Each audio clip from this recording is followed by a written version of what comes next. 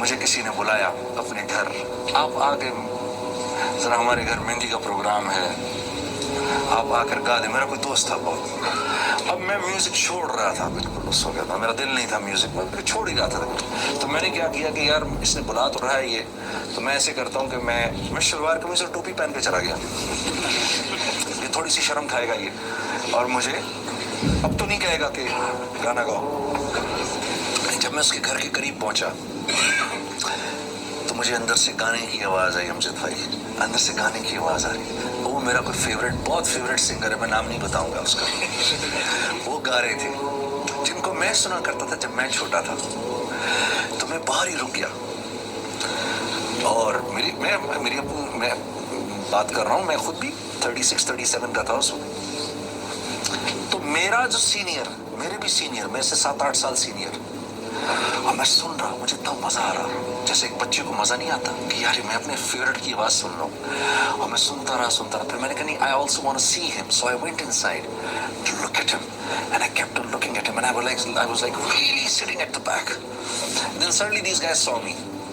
یار ایک گانا سنا دو. میں 5 منٹ میں اس کچرے کو اتارتا ہوں، پھر تم سنا دو. ایسا لگا جیسے کسی نے میرے سینے میں خنجر مار دیا.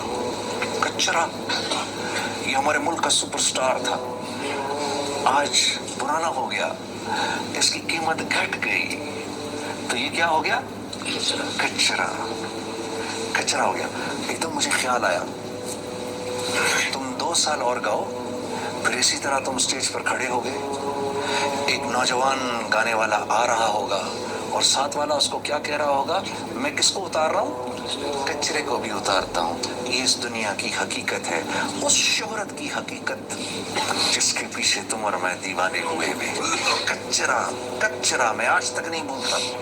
کچرا. اور یہ کیا زندگی ہے؟ اللہ اکبر.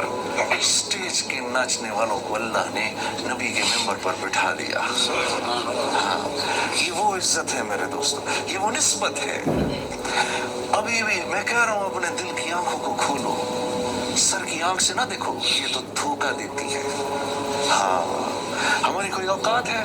میں شیشے میں کھڑے ہو کر، آپ مجھے جب بلاتے ہیں میں شیشے میں کھڑے ہو کر اپنے آپ کو کہتا ہوں اپنی اوقات نہ بھولنا، تیری اوقات یہ ہے. اسٹیج کے ناچنے والے، یہ تیری اوقات ہے، یہ تیری اصل ہے. تیری نسبت جڑ گئی عزت والوں سے تو بھی عزت والا بن گیا. ہاں، اللہ اور اس کے رسول عزت والے ہیں.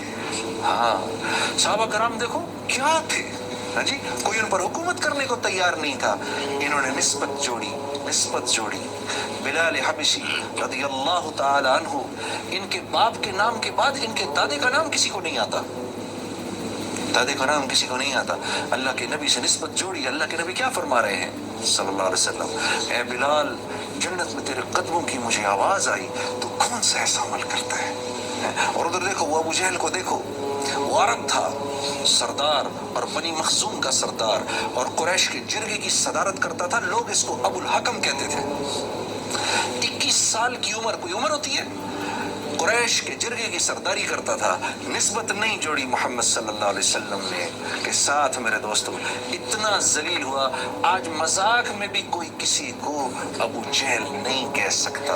اللہ کے نبی نے منع فرمایا تھا صحابہ کو، اکرمہ رضی اللہ تعالی عنہ کے سامنے ان کے باپ کا ذکر نہ کیا کرو، اس کو تکلیف ہوتی ہے. اسلام کا مزاج کیا ہے؟ مل گیا تو الحمدللہ، نہیں ملا تو انا للہ. ٹھیک ہے جی، اللہ کی طرف سے نہیں ملا، مل گیا تو الحمدللہ. Allah says they are the ones. So I remember this thing. Allah says a little bit of this will happen. أولئك عليهم صلوات من ربهم ورحمة وأولئك هم المحضرون. Allah's blessings, Allah's salatu salam is on such people. Allah says they are the ones who are on the straight path. So when you plan to leave something for Allah, a little bit of this will happen. But remember one thing, there is a hadith, and I remember I used to hear it a lot. Maulana Tariq Jameel Sahib used to say this, repeat this hadith in front of me a lot. He used, according to one of the sayings of Prophet sallallahu alaihi wasallam, if you leave something for Allah, Allah will give you something better than that.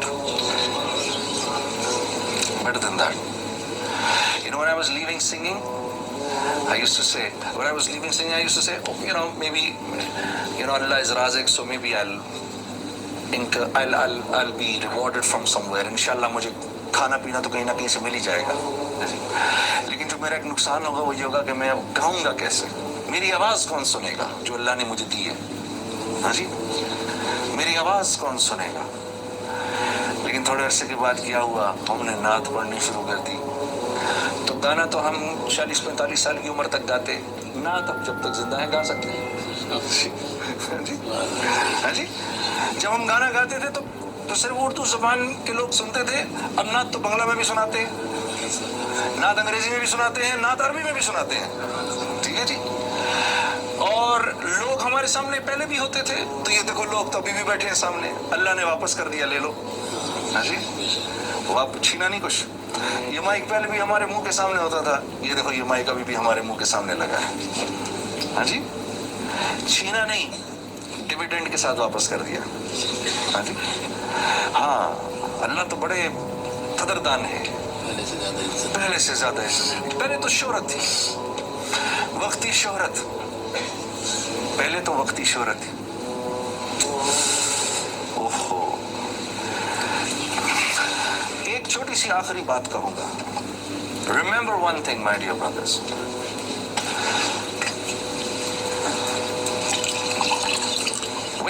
When you plan to do something for Allah,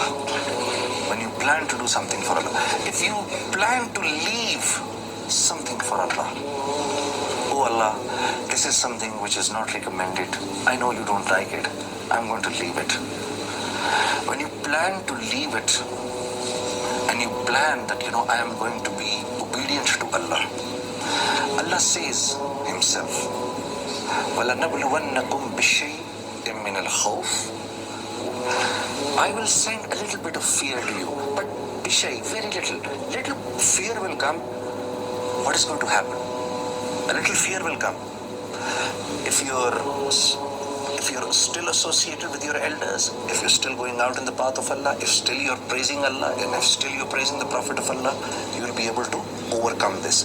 Then Allah says, وَالْجُوعُ, a little bit of hunger may also come. وَنَقْسِم مِّنَ الْأَمْوَالِ, loss